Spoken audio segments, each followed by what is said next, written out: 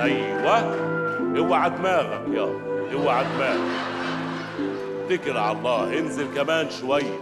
الله ينور يا عم احمد على الاضاءه، الله ينور. يا سلام يا سامي، يا سلام.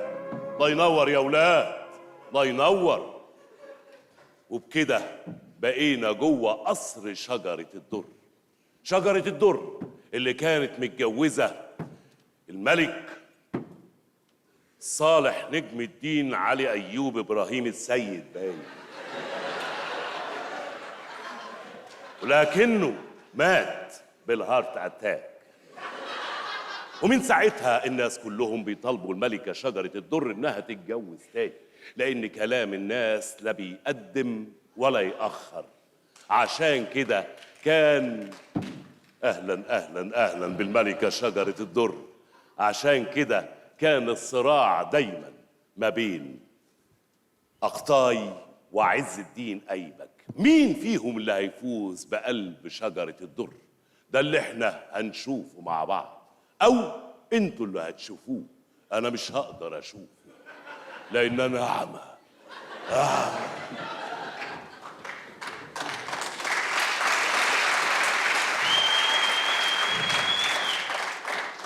قمر يا مولاتي قمر. تفتكري هعجب أقطاي وأيبك؟ ده انت تعجبي الباشا، هم يقولوا ده انت مش بس ملكة، ده انت الملكة التي هزت عرش مصر. مولاتي حسبي يا أنجة، ابعدوا يا سفاحين، محدش هيقدر ياخد أنجة حبيبتي مني. مالك يا أنجة؟ حاسة بإيه؟ حاسة اني حامل. أخيرا عملتها. هجيب لك الولد اللي انت عايزه. أنجة. أنا آسف يا مولاتي، مولاي أقطاي بره، أعمل إيه؟ أقطاي دايما مواعيده مظبوطة. ده انت تظبطي عليه الديك لما يدن. أنت عرفتي منين يا سفة؟ مرعوب. أنا آسف يا مولاتي، أخليه يدخل ولا يتغدى ولا يمشي ولا أعمل إيه؟ خليه يتفضل. حاضر. طب استاذن انا بقى يا مولاتي، انت عارفاني خدامتك لماحه، يلا نهارك ابيض. حسابنا بعدين. مولاي أقطاي.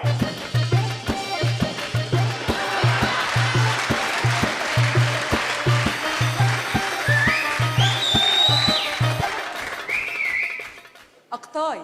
أفندم أنا موجود. اتفضل. أيها الإخوة المواطنون، أيها الإخوة والأخوات، إن أقطاي الذي يتحدث أمامكم اليوم يعتز بما قضاه من سنين طويلة في خدمة مصر وشعبها. إن هذا الشعب العزيز هو شعبي، يحتاج الآن إلى حاكم قوي. أنت اللي بتتكلم عن شعب مصر؟ أمال أمي؟ بعد ما فرضت عليهم الضرايب. يا سلام. الشعب مش لاقي علاج، شعب حر. وعايش في بطالة وفقر ومرض. شعب موجود. ومفيش مستشفيات الناس تتعالج فيها. المستشفيات في كل حتة. إزاي؟ أنت عندك الرمد في الجيزة، عندك السلام في المعادي، في كل حتة في إما كنت تتكلمي الكلام مظبوط ما تتكلميش. يعني إيه؟ تتكلمي إزاي؟ مستشفيات في كل حتة. ما عندكيش اختيار دلوقتي ما بيني وما بين أيبك، يا أنا يا الفوضى.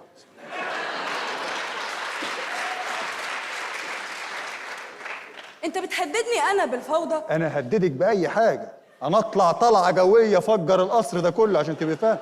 أنا راجل مش سهل، الموضوع دلوقتي ما بقاش سهل، الموضوع دلوقتي في منتهى الخطورة عشان تبقي فاهمة.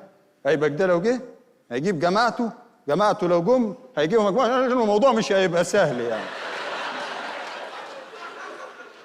الموضوع ساعتها هيبقى في منتهى الخطورة، البلد دي هتتفتت. أنت عايزاها تتفتت؟ عشان إيه؟ دي الفزاعة اللي بتضحكوا بيها على الناس في الإعلام. وأنا عايزة أحافظ على نفسي كملكة للبلاد. أنت عايزة إيه؟ عايزة أحافظ على نفسي كملكة للبلاد. طب ما أنت ملكة البلد أصلاً، تشتغل نفسك ولا إيه؟ أنت شوفي أنت عايزة إيه، إما كنا ننفذ اللي أنت عايزاه ما ننفذوش. اتفضلي. اركع. إيه؟ اركع. أفندم أنا موجود. بقول لك اركع. اتجننت ولا إيه؟ أنا ما أركعش أبداً، أنا راجل صاحب بطولات. انا راجل عامل حاجات كتير. انا راجل عامل مترو الانفاق. انا راجل في كوبري فيصل فيه نازله ناحيه الشمال بتودي على جامعه القاهره هايله. انا اللي عاملها. انا في الكوبري الدائري عامل وصله جديده بتطلع على الدائري ما حصلتش، هايله جدا. فاهم ايه؟ في كباري كتير فوق، انا في الكباري ما حصلتش.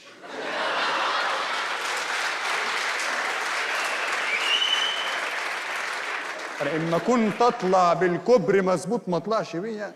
الموضوع مش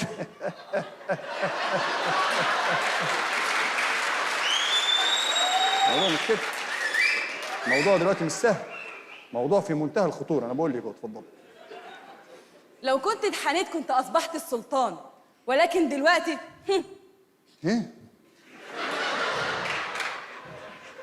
اما كنت تكملي الجمله للاخر ما تقوليهاش. انا فاضي. ايه؟ هو انا هخمن؟ انا هخمن. انت عايز ايه؟ انت حاجه على العموم صعبه. سيب لي فرصه افكر. اما كنت تفكري في كلام في دماغك. ما عندناش وقت دلوقتي. الوقت دلوقتي بقى ضيق، بقى في منتهى الخطوره. وانا عايز اقول ان سوف يحكم التاريخ بما لنا او علينا جيلا بعد جيل. إن شجرة الرز باقية والأشخاص زائرون. حفظ الله مصر والوطن، والسلام عليكم ورحمة الله وبركاته.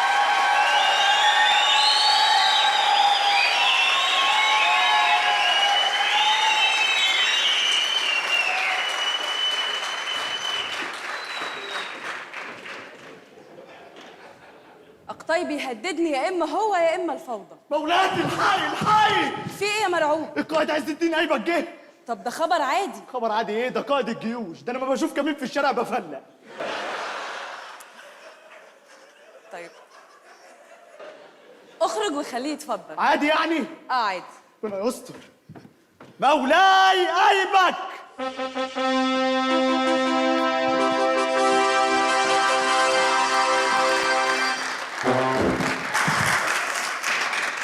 التحية لمولاتي شجرة الدر.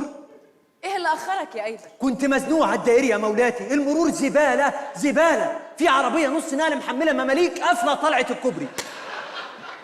أنت هتكذب عليا يا أيبك؟ أيبك؟ اسمي الأمير أيبك. إيه؟ لكن بالنسبة لك أنت ممكن تقولي لي يا بكة. بكة؟ بكبوكي بكبيكو. خلينا في المهم يا أيبك. سيرتك يا مولاتي، سيرتك بقت زبالة. الناس عمالة تقول إن القصر فيه شباب داخل وشباب خارج، ده غير إنك شجرة ومزة وقاعدة لوحدك. من الآخر كده أنا شايف إنك لازم تتجوزيني. لازم أتجوزك أنت يا أيبك؟ والله لو لقيتي أحلى مني تجوزيه. كده فرصتك ضعيفة، وخصوصا إن أقطاي بنفسك. أقطاي مين يا شجرة؟ هي هربت منك ولا إيه؟ أقطاي ده كل الناس بتكرهه ونزلوا الشوارع وقالوا له ارحل ارحل. يعني بيحبوك أنت يا أيبك؟ والله على الأقل أنا معايا أهلي وعشيرتي، ودول ناس منظمين قوي. بإشارة واحدة مني يجوا يحاصروا لك المدينة ويبنوا حمامات ويذبحوا بقر هيعيشوا هنا.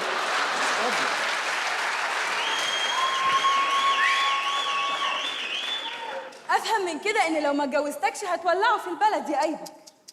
أنا ما أقدرش أعمل حاجة زي دي لا سمح الله، بس برضه ما أضمنش محبيني ومريديني اللي ممكن يولعوا في البلد وبحماس. طيب بحماس. طيب افرض إن اتجوزت أقطاي. أنا ما أفرضش، وحتى لو ده حصل هعمل مؤتمر صحفي وأعلن فيه إن نتيجة الجواز دي مزورة.